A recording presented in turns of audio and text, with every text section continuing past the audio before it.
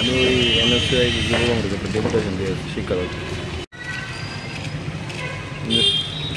বড় কিছু নেই।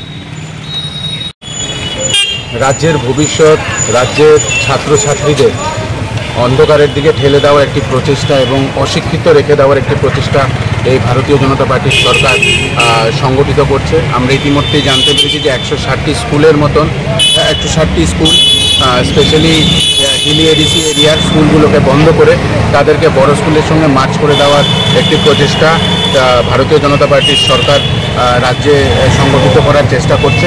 আমরা ত্রিপুরা প্রদেশ যুব কংগ্রেস এবং এনএসইউয়ের তরফ থেকে এই মার্জকে ধিক্কার জানাই। কারণ এই মার্জিং যদি হয়ে যায় এবং 95টি স্কুল আছে যেখান থেকে ছেলেমেয়েরা বড় স্কুলে যদি আসতে চায়, প্রপার রাস্তা নেই, প্রপার পরিকাঠামো নেই, তারা শেষ পর্যন্ত আমরা দেখতে পারবো যে তারা সেই স্কুলে ভর্তি হওয়ার থেকে বঞ্চিত থাকবে এবং তারা পড়াশোনা করা ছেড়ে দেবে।